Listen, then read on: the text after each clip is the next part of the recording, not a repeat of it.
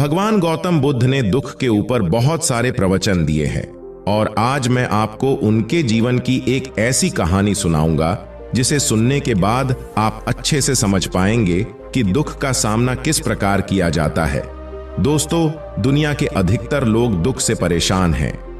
किसी को अपने काम में सफलता नहीं मिल रही है तो वो उसके कारण दुखी है, तो कोई किसी अपने की मृत्यु के कारण दुखी है। सभी लोगों के दुखों का अलग अलग कारण है। जीवन में सुख और दुख तो आते जाते रहते हैं।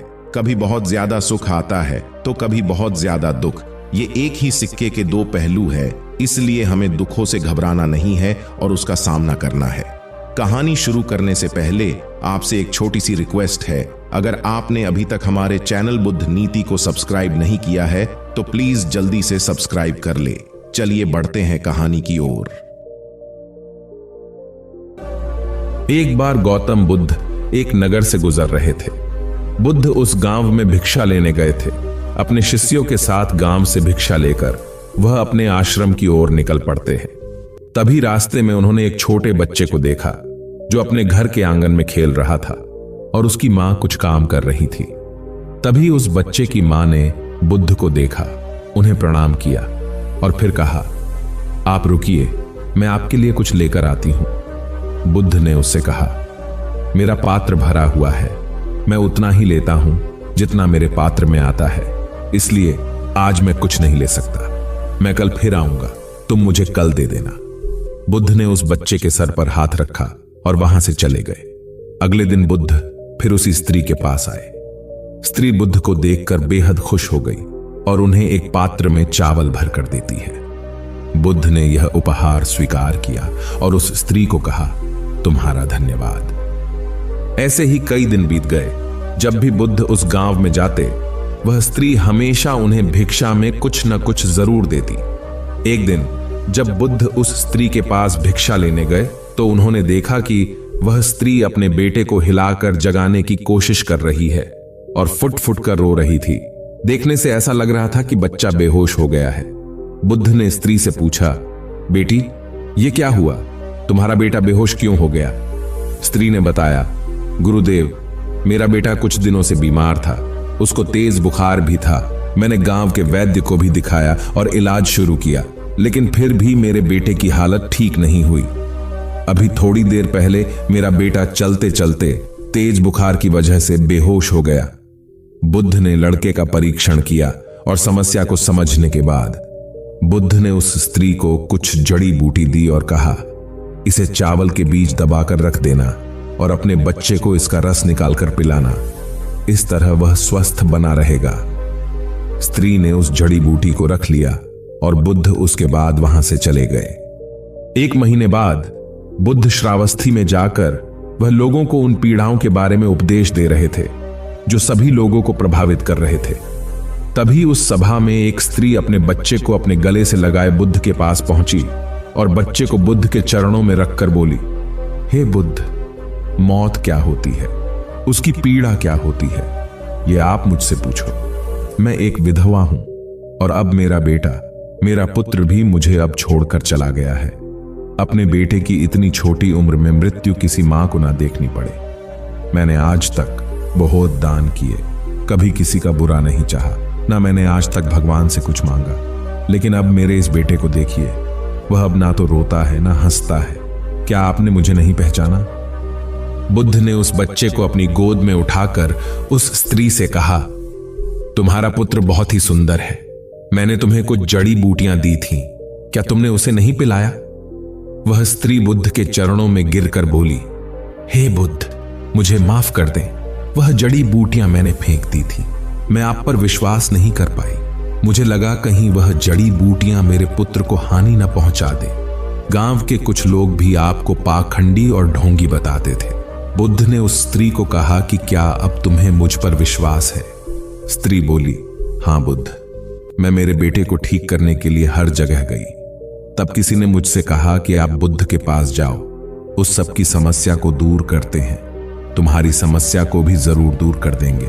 हे बुद्ध, आप मेरे बेटे को कृपया करके जीवित कर दें। बुद्ध ने स्त्री से कहा, जैसे जीवन सत्य है वैसे ही मृत्यु भी सत्य है। उसे स्वीकार करना चाहिए। जीवन एक बहती हुई नदी की तरह है, यह आगे बढ़ता है और इसके पथ को कुछ भी नहीं रोक सकता। जिस तरह एक नदी समुद्र में जाके मिल जाती है, हमारी आत्मा को भी इस कुदरत में ही जाना है।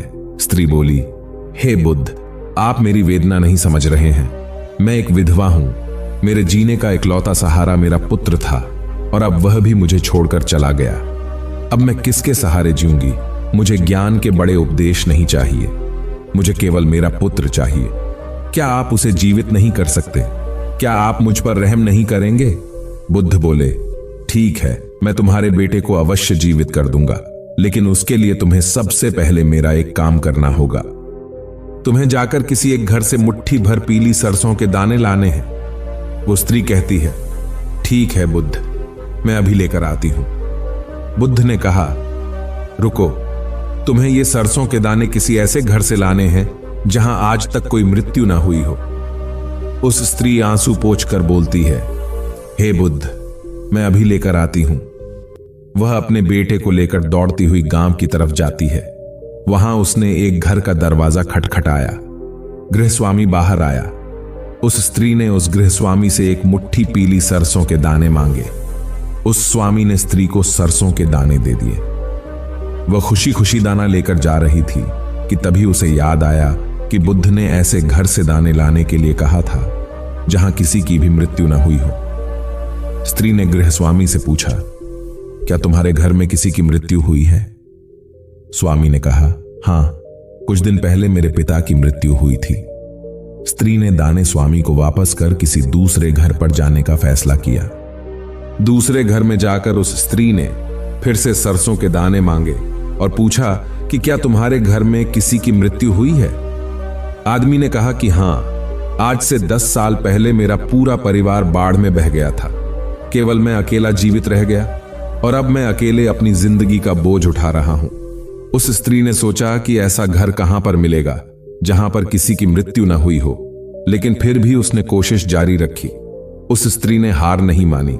वह पूरे दिन सुबह से शाम तक पूरे गांव में घूमती रही, लेकिन उसे कोई भी ऐसा घर नहीं मिला जहां किसी की मृत्यु न हुई हो। वह स्त्री रोते रोते अपने बेटे को गले से लगाकर बुद्ध के पास जा रही थी। तभी उसे रास्ते में एक शमशान घाट दिखा। उसने वहां जाकर अपने बेटे के लिए एक गड्ढा खोदना शुरू कर दिया।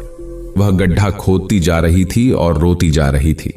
उसके बाद उसने काफी देर तक अपने बेटे को निहारा और उसका माथा चूमते हुए उसने फिर उसी गड्ढे में अपने बेटे को दफन कर दिया और अपने आंसू पोंछकर बुद्ध के पास आ गई। बुद्ध उसी सभा में स्त्री का इंतजार कर रहे थे। वह बुद्ध के चरणों में गिरकर रोने लगी। उसके आंसू रुकने का नाम नहीं ले रहे थे। वह बस रोती जा रही थी। जिसे जीवन मिला है उसे मृत्यु भी अवश्य मिलेगी। चाहे राजा हो या रंक, युवा हो या कोई वृद्ध, मृत्यु सभी को आनी है, लेकिन अब तुम उसके अगले सफर के लिए उसे विदा करना होगा। वह स्त्री बुद्ध से बोली, हे बुद्ध, आप सच कहते हैं। पहले मुझे ऐसा लग रहा था कि मृत्यु का दर्द केवल मेरे अंदर ही है, लेकिन फिर मैंने देखा कि दुनिया में लोग मुझसे भी ज्यादा पीड़ा और दुख का अनुभव कर रहे हैं। इस पर बुद्ध कहते हैं, तुम्हारा बेटा कहीं नहीं गया है, वह तुम्हारे आसपास ही है, उसे महसूस करो। यह परम सत्य है। जब तक सृष्टि रहेगी, दुख मनुष्य के साथ साथ चलता रहेगा और उसका कारण है मनुष्य का खुद के साथ किसी को बांध लेना। और जब तक वह रहेगा तब तक हमें दुख होता रहेगा, और जब तक मोह रहेगा तब तक हमें दुख होता रहेगा।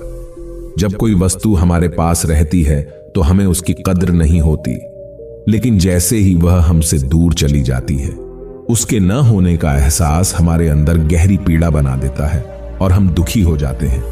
हम जीवन को होश में नहीं जीते, इसीलिए मृत्यु होने पर हम रोते हैं, छटपटाते हैं, लेकिन उसे समझते नहीं हैं। वह स्त्री बुद्ध से कहती है, हे बुद्ध, ये तो सभी को पता है, लेकिन इससे मुक्ति कैसे पाएं? बुद्ध ने कहा, मुक्ति के लिए भी विवेक जगाना आवश्यक है। शांत हुए बिना विवेक नहीं जा सकता। जब तुम शांत होकर सोचोगे तब तुम्हें लगेगा कि मृत्यु परम सत्य है। तब तुम्हें लगेगा जैसे जन्म होता है वैसे ही मृत्यु भी जीवन का परम सत्य है। सुख और दुख दोनों को होश में देखने के बाद तुम्हें अनुभव होगा कि ये दोनों ही एक ही सिक्के के दो पहलू हैं। और जब तुम्हारा मन इस चेतना से भर जाएगा तब तुम ये जान और समझ पाओगी कि जन्म और मृत्यु मिलन और वियोग नहीं है, एक ही होते हैं वो स्त्री। बुद्ध से बोली, ये बुद्ध, आपने मुझे एक नया रास्ता दिखाया है। मुझे अब तक मेरे पुत्र के जाने के बाद अपना जीवन व्यर्थ लग रहा था, लेकिन अब मुझे जीवन का मोल समझ आ गया है। जो रास्ता आपने मुझे दिखाया है अब मैं उसी पर चलूंगी।